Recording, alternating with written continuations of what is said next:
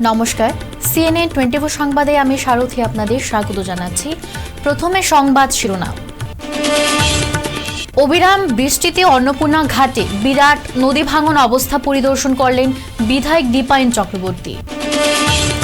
ডলুতে শ্রমিক আন্দোলনের পেছনে ভূমাফিয়া ও বাম সংগঠন জড়িত রয়েছে বলল শিটু। ডলু চা বাগানের গণশুনানিকে মান্যতা প্রদান সহ চা শিল্পকে ধ্বংস করার বিরুদ্ধে নাগরিক সভা শিলচরে। পাচারের মুখে দুটি মিনি লরি বোঝাই সুপারি আটক করল পুলিশ।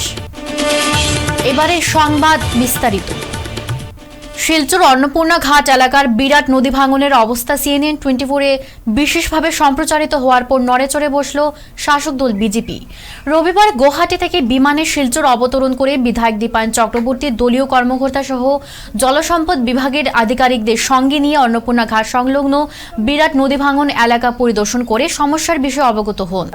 স্থানীয়দের সাথে কথাবার্তা বলার পাশাপাশি বিধায়ক দীপায়ন এদিন সরজমিনে এলাকার ভয়াবহতা প্রত্যক্ষ করেন। সংবাদ মাধ্যমের মুখোমুখি হয়ে দীপায়ন চক্রবর্তী জানান যে রাজ্য সরকারের দেওয়া বিভিন্ন নির্দেশনা অনুযায়ী তিনি জেলার বিভিন্ন সমস্যা নিয়ে আগামীতে রিপোর্ট পেশ করবেন। একই সঙ্গে শহরতলির অন্নপূর্ণা ঘাট সংলগ্ন এলাকার বিশাল ফাটল সরজমিনে দেখে তিনি বিভাগীয় আধিকারিকদের অতিসত্বর ব্যবস্থা গ্রহণের নির্দেশ দেন। এদিকে বিধায়ক স্থানীয় বাসিন্দাদের পুনর্বাসন সহ সরকারি তরফে সহায়তা করার আশ্বাস দেন।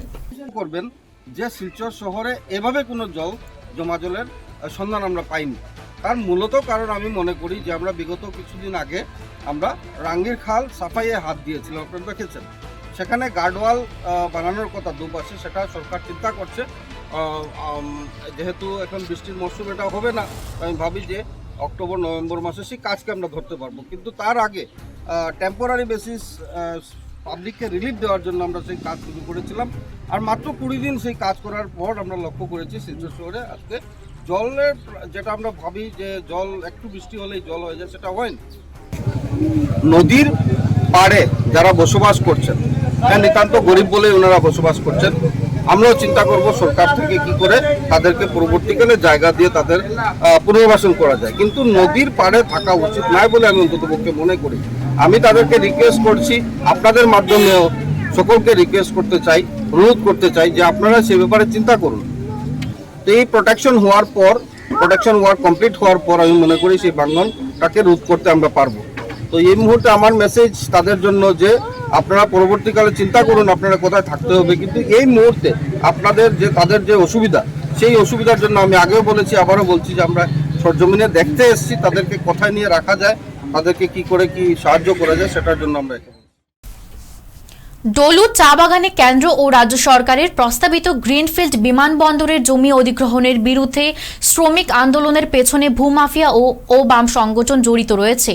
Centre of Indian Trade Union CITU Cachar Hailakandi জেলা কমিটির সভাপতি সমীরণ আচার্য এই অভিযোগ করেছেন। রবিবার শিলচর মালুগ্রামের শহীদ ভবনে শিটু ডাকা এক সাংবাদিক বৈঠকে সমীরণ আচার্য বলেন, বিমানবন্দর নিয়ে আসাম মজুরি শ্রমিক ইউনিয়নের কিছু নেতৃত্ব শ্রমিকদের মধ্যে বিভ্রান্তিকর প্রচার চালিয়েছে। বিমানবন্দর হতে দেওয়া না হলে একাংশ শ্রমিকদের উত্তেজিত করে তোলা হয়েছে এবং শ্রমিকদের মধ্যে বিকৃত মানসিকতা সৃষ্টি করা হয়েছে বলে জানান তিনি। ডলুতে প্রস্তাবিত গ্রিনফিল্ড বিমানবন্দর নিয়ে শিটুর বিরুদ্ধে আনা নানান অভিযোগ খণ্ডন করে তিনি আরও বলেন, ডলুর বর্তমান পরিস্থিতির আড়ালে ভূমাফিয়ারা যে জড়িত তা কাছাড় পুলিশ প্রশাসনের তদন্তে প্রকাশ্য আসবে। এদিন সাংবাদিক বৈঠকে চুনিলাল ভট্টাচার্য, বিদ্যুৎ দেব প্রমুখ উপস্থিত ছিলেন। প্রথম প্রশ্ন হচ্ছে এই গ্রিনফিল্ড এয়ারপোর্ট হওয়ার ফলে শ্রমিকরা ক্ষতিগ্রস্ত কতটা হবে। তাদের কোনো বাসস্থান নষ্ট হইতো না, যদি নষ্ট হয় বিকল্প বাসস্থান ইমিডিয়েটলি তাদের করিয়ে দেওয়া হবে এবং কোনো শ্রমিক ক্যাজুয়াল ও পারমানেন্ট তারা হবে না, ছাঁটাই হবে না, তার এটা গ্যারেন্টিড আছে। এর আগে কোনো সংগঠন হ্যাঁ, কাজে এটা কোনো একটা অন্য মেকানিজম কাজ করছে যেন সন্ত্রাস এই জন্যই আমরা উগ্রগত করতেছি। ডেমোক্রেসি তারা হরণ করছিল শ্রমিকদের, কোনো কারণে ঢুকতে দেয় না, দাউলিয়াই তো তারা নট শ্রমিকেরা। কিন্তু যে অ্যাপারেন্টলি আমরা বাইরে যা দেখি তা তো কোনো অসুবিধা নাই। এখানে লোকে যেতে পারছে না, এখানে কোনো লোক গিয়ে কোনো কথা বলতে পারছে না। ডলুত চা বাগানের বর্তমান পরিস্থিতি নিয়ে বিভিন্ন সংগঠনের যৌথ আহ্বানে রবিবার শিলচরে এক নাগরিক সভার আয়োজন করা হয়। ডক্টর তপোদের ভট্টাচার্যের পৌরোহিত্যে আয়োজিত সভায় বিভিন্ন সিদ্ধান্ত ও প্রস্তাব গ্রহণ করে সংস্থার কর্মকর্তারা সংবাদ মাধ্যমের মুখোমুখি হয়ে সংগঠন ইয়াসির তরফে সভাপতি সঞ্জীব রায় জানান যে বরাকের উন্নয়নের স্বার্থে প্রস্তাবিত গ্রিনফিল্ড বিমানবন্দর স্থাপন করা হোক, এতে কারোর দ্বিমত নেই, কিন্তু 40 লক্ষ চারাগাছ ধ্বংস করে বাগান শ্রমিকদের অধিকার কেড়ে নেওয়া কোনোভাবেই মেনে নেওয়া যায় না। নাগরিক সভায় সিদ্ধান্ত নেওয়া হয়েছে যে ডলুতে 144 ধারা বাতিল করা সহ উচ্ছেদ অভিযান বন্ধ করার দাবিতে সংগঠনের কর্মকর্তারা একজোট হয়ে আগামীতে কাছাড়ের জেলাশাসক মারফত এক স্মারকলিপি রাজ্য সরকারের উদ্দেশ্যে প্রেরণ করবে। নাগরিক সভাটা বিভিন্ন সংগঠনের আহ্বানে হয়েছে এবং বিভিন্ন সংগঠন নিজের বক্তব্যে বলেছেন যে আমরা একটা সিদ্ধান্ত নিয়েছি সভায় পরে, নাগরিক সভায় পরে প্রস্তাব দেওয়া হয়েছে যে অতি সত্বর যাতে সেখান থেকে এভিকশনটা, উচ্ছেদটা বন্ধ করা হয়। এই আহ্বান করা হবে সরকার ও জেলা অধিপতির কাছে।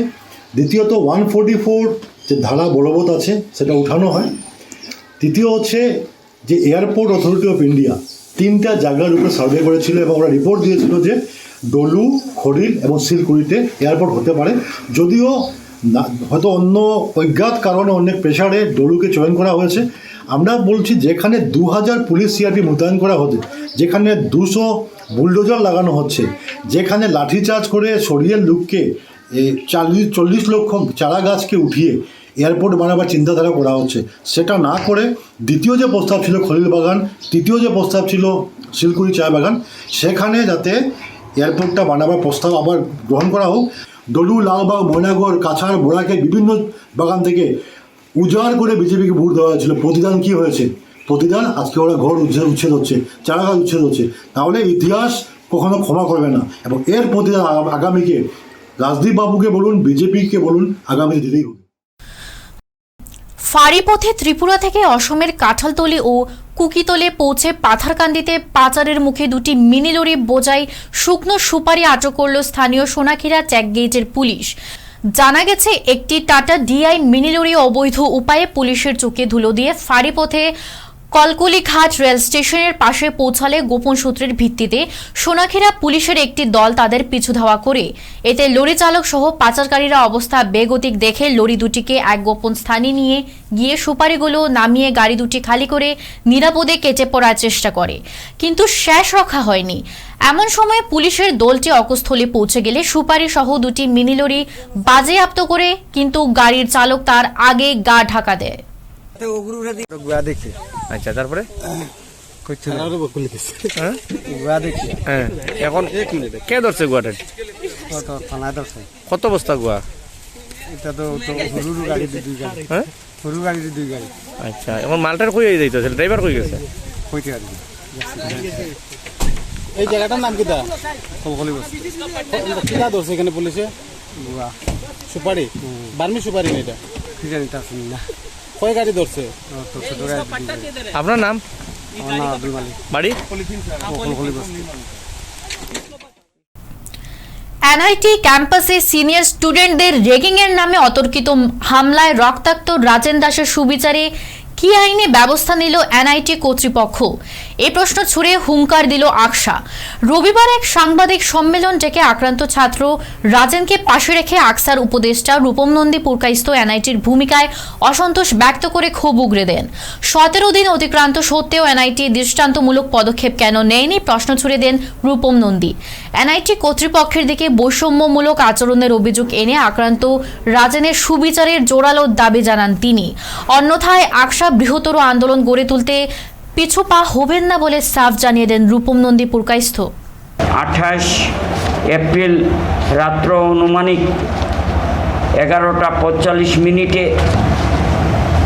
এনআইটি ইলেকট্রনিক্স ডিপার্টমেন্টের 6th সেমিস্টারের স্টুডেন্ট রাজন দাসের উপর যে অমানসিক বর্বরচিত তার উপর হামলা করা হয়েছে সিনিয়র স্টুডেন্ট কর্তৃক, যারা তার উপর আক্রমণ করেছেন এনআইটি কর্তৃপক্ষ। 17 দিন অতিবাহিত, তারপরও সে সুবিচার পায়নি। শুধু এদেরকে হোস্টেল থেকে 7 দিনের জন্য শুধু সাসপেন্ড করা হয়েছে। নিট কর্তৃপক্ষ যদি এ ব্যাপারে পদক্ষেপ না নেন, যারা গিল্টি তাদের বিরুদ্ধে যদি ব্যবস্থা না নেন, তাহলে আমরা নিট কর্তৃপক্ষের বিরুদ্ধে আমরা আন্দোলনে যেতে বাধ্য হব।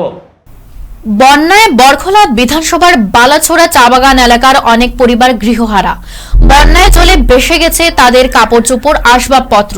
তারা ছোট শিশুদের নিয়ে আশ্রয় নিয়েছেন উধারবন্দ জেসি গার্লস হাই স্কুলে। মোট 150 জন বন্যার্ত ত্রাণ শিবিরে আশ্রয় নিয়েছেন। জেলা প্রাকৃতিক দুর্যোগ মোকাবিলা বাহিনীর পক্ষ থেকে বন্যার্তদের সব রকমের ব্যবস্থা করে দেওয়া হয়েছে।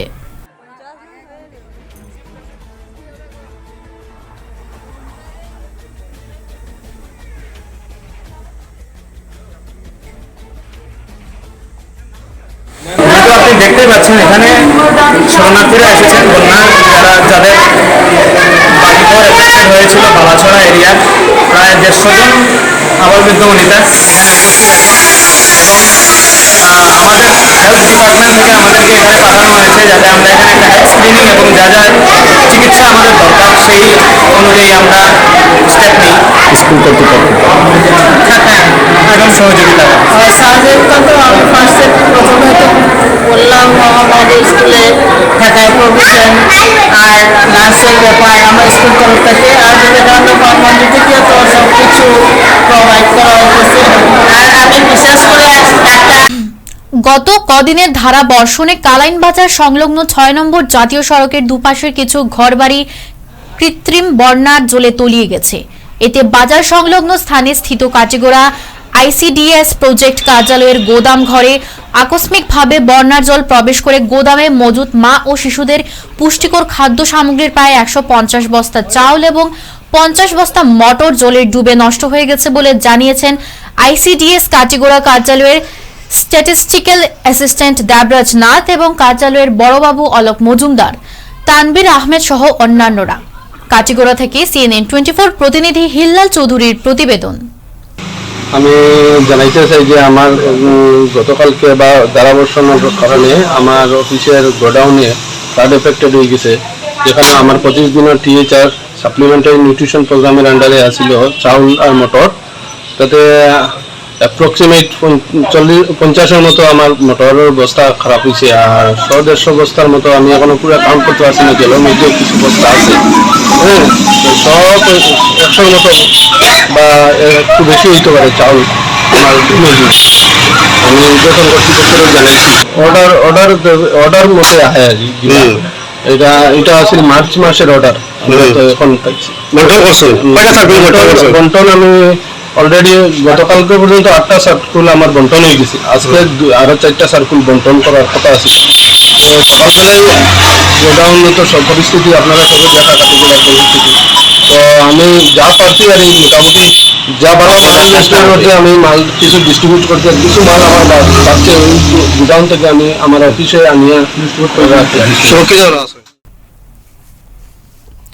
শিলচর মহকুমা তপশিলি জাতীয় উন্নয়ন বোর্ডের উদ্যোগে শিলচরে অনুষ্ঠিত হল এসএসসি সার্টিফিকেট প্রদান সুপারিশ কর্মশালা।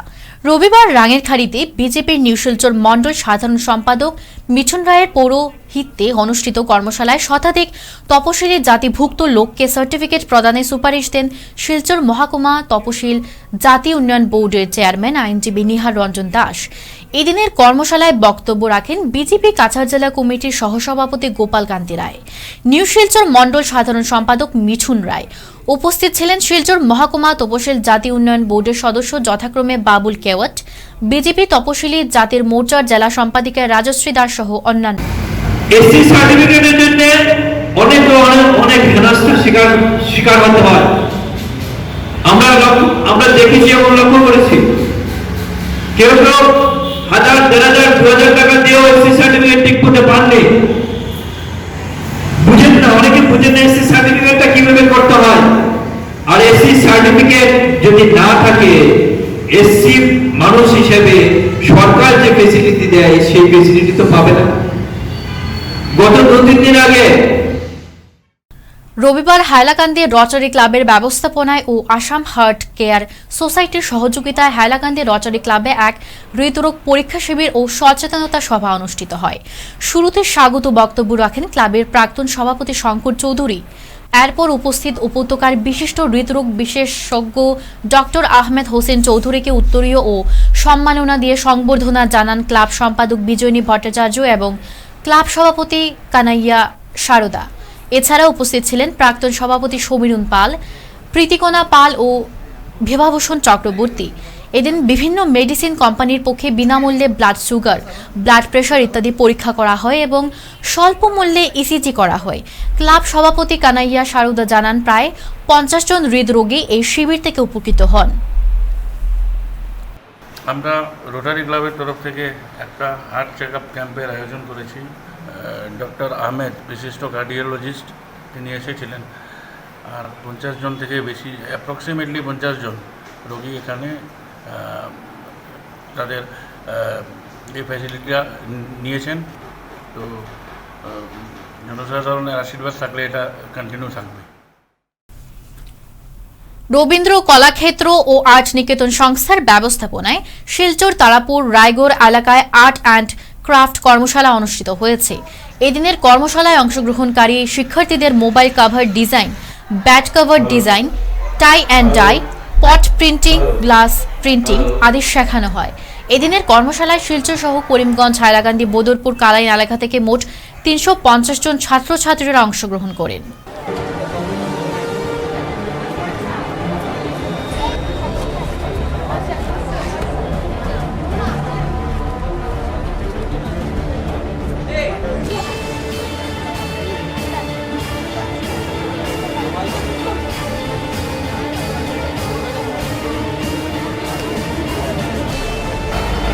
আজকের যে ওয়ার্কশপটা, এটা রবীন্দ্র কলাক্ষেত্র এবং আর্ট নিকেতনের যৌথ প্রচেষ্টায় আমরা শুরু করেছি। এইটা একটা আর্ট অ্যান্ড ক্রাফট ওয়ার্কশপ। ছাত্ররা অনেক দূর থেকে এসছে, জালালপুর থেকে এসছে, কালাইন থেকে এসছে, বদরপুর থেকে এসছে, শিলচরে তো আছেই, শিলচরের বেশি, কিন্তু 50-60 জন ছাত্র বাইরে থেকে এসছে। এবারে খেলার খবর। পূর্ব প্রতিশ্রুতি অনুযায়ী ও শিলচর জেলা ক্রীড়া সংস্থার গভর্নিং বডির অনুমোদিত শিলচরের অগ্রণী সামাজিক ও ক্রীড়া সংস্থা মধ্যশহর সাংস্কৃতিক সমিতিকে আজ শিলচর জেলা ক্রীড়া সংস্থার পক্ষ থেকে 50,000 টাকা ক্লাব কর্মকর্তাদের হাতে তুলে দেন ডিএসএর সভাপতি ও সচিব। আজকের এই অনাড়ম্বর অনুষ্ঠানের সভাপতিত্ব করেন মধ্যশহর সাংস্কৃতিক সমিতির সহসভাপতি হেমরঞ্জন দাস। আমি বিশ্বাস করি যে শিলচর জেলা ক্রীড়া সংস্থার উন্নতি হবে। এই কথায় মাথায় রেখে এখন পর্যন্ত আপনারা জেনে খুশি হবেন যে প্রায় 3.5 থেকে 4 লক্ষ টাকা আমাদের এই কর্মসমিতি বিভিন্ন সময় বিভিন্ন ক্লাবকে আমরা অনুদান দিয়েছি। কেউ হয়তো 25 ইয়ার্স কমপ্লিট হয়েছে, কেউ 50 বছর কমপ্লিট হয়েছে, কেউ ক্লাব গৃহ নির্মাণের জন্য দিয়েছি।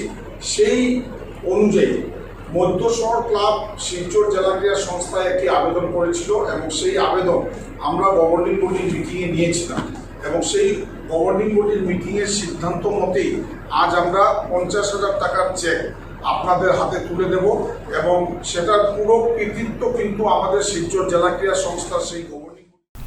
শিলচর ডিএসের দ্বিতীয় সুনীল কুমার দত্ত ও মঞ্জুশ্রী দত্ত স্মৃতি আন্তকুল ব্যাডমিন্টনে দ্বিমুকুট জিতলেন সোনাক্ষী সিংহ। মেয়েদের 5ম, 8ম শ্রেণীর সিঙ্গলস ফাইনালে তিনি হারান অবিতা সাহাকে। ডাবলস খেতাব জিতেন বিনীতা সিং এর সঙ্গে জুটি বেঁধে। ফাইনালে তারা হারিয়েছে আদ্রিজা চৌধুরী, উপাসনা দাস জুটিকে। অপরদিকে দ্বিতীয়, 4র্থ শ্রেণীতে চ্যাম্পিয়ন হল অর্পিতা সিং। 8ম, 10ম শ্রেণীতে চ্যাম্পিয়ন হলেন আদ্রিজা চৌধুরী। ছেলেদের দ্বিতীয়, 4র্থ শ্রেণী গ্রুপে খেতাব জেতেন আয়নাফ দেব।